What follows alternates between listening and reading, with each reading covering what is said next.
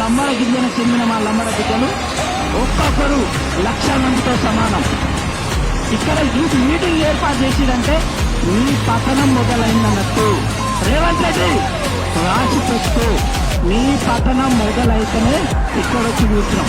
ఇప్పుడు సేవాలాల్ బంజారా సంఘం రాష్ట్ర అధ్యక్షులు కుర్రా చందు నాయక్ మాట్లాడాల్సిందిగా కోరుతా ఉన్నాం. దేవరకొండ ప్రాంతం బంజారా హీరో మన చందు నాయక్.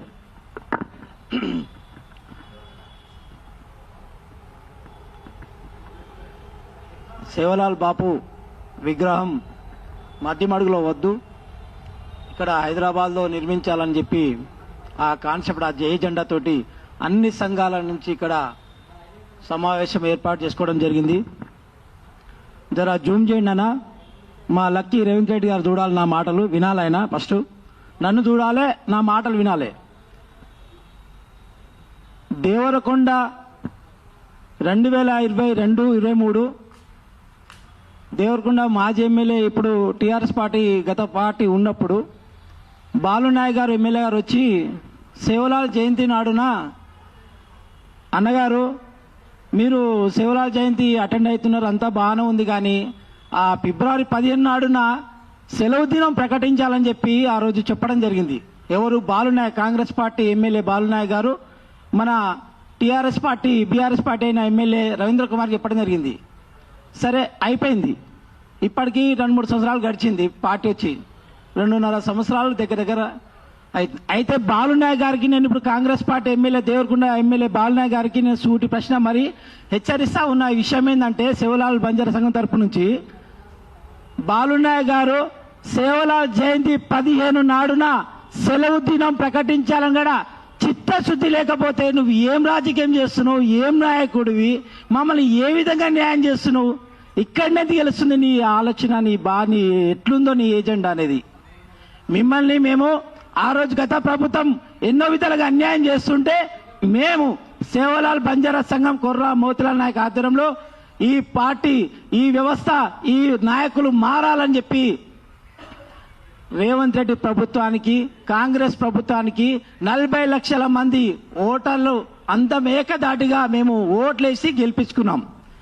అయితే ఈరోజు చూస్తూ ఉంటే 2.5 సంవత్సరాలు గడుస్తున్నా కూడా కనీసం మా లంబాడలో కానీ మా సామాజిక వర్గానికి కానీ ఏదైనా న్యాయం ఉందంటే 0, 0. నువ్వు రేవంత్ రెడ్డి, నీకు నేను హెచ్చరిస్తా ఉన్నా ఈ విషయం పట్ల. నువ్వు మా లంబాడలకు అనగా తొక్కడానికే నువ్వు ఈ పార్టీని స్థాపించి ఇక్కడ ఈ తెలంగాణ రాష్ట్రంలో వచ్చావని అర్థమవుతుంది. ఎందుకంటే అన్న మీకు కూడా తెలియాలి, దేవరకొండ నియోజకవర్గంలో, దేవరకొండ ప్రాంతంలో మన సిఐ రెడ్డి అగ్రకులాలకు చెందిన వాళ్ళే, ఎస్ఐ రెడ్డి, ఎంఆర్ఓ రెడ్డి అన్న, వీళ్ళు ఒక గిరిజన మన లంబాడి బిడ్డలు అక్కడ 70% మన దేవరకొండలో ఉన్నది. కనీసం అక్కడ వచ్చి ఏదైనా సమస్య గురించి మాట్లాడాలంటే వాళ్ళని ఒక 100 మీటర్ దూరమే ఉంచుతారన్న. వాళ్ళు ఏదైనా సమస్య గురించి మాట్లాడదామంటే సమస్యను వినరు. వాళ్ళు ఎంతసేపటికైనా సార్ ఈ సమస్య ఉందంటే ఏంది అనే క్వశ్చన్స్ వాళ్ళ ముందర నుంచి వాళ్ళు బెదిరిస్తుంటే ఆ మాటలకు మేము, వాళ్ళు తెలియని వాళ్ళు ఉంటారు కదన్న, వాళ్ళు ఆటోమేటిక్ భయపడతా ఉంటారు. నేను ఒకటే చెప్తా ఉన్నా, ఎందుకు గిరిజన ప్రాంతం అయినా వెనుకబడిన ప్రాంతం దేవరకొండ ప్రాంతం, అది ఆ ప్రాంతాలలో వాళ్ళకి ఎందుకు ఎస్సీ ఎస్టీ బీసీ వర్గాలకు చెందిన వాళ్ళు అధికారులు ఉన్నారు కదా, ఎందుకు 1 నెల 2 నెలలో ఒక 3 నెలలు అయిపోతే పంపించేస్తారు.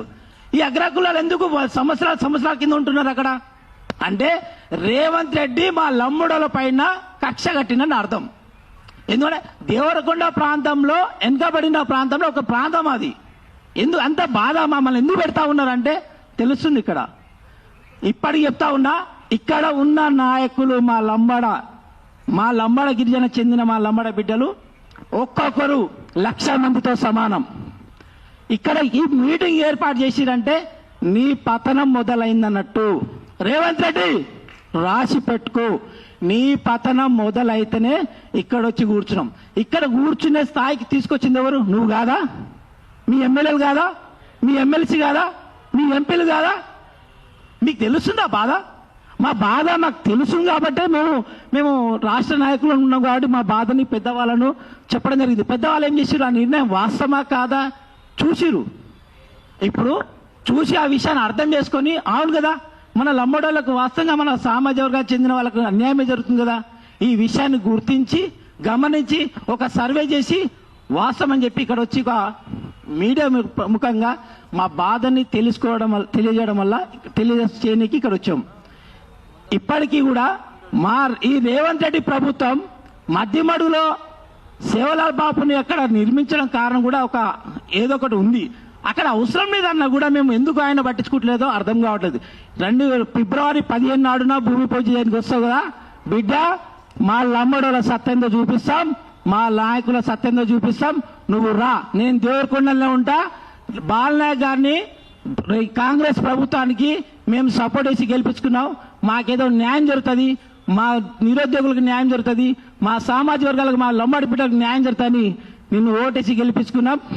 అదే ఓటుతోటి నేను గద్దెను దించి నేను ఏడ కూర్చోబెట్టాలా మాకు బాగా తెలుసు బిడ్డ, చెప్తా ఉన్నా. ఎప్పుడు కూడా నువ్వు అక్కడ నిర్మిస్తే మాత్రం ఏకమైతం, రచ్చరచ చేస్తాం. గుర్తించుకో బిడ్డ, హైదరాబాద్ లో ఆలోచించుకోండి.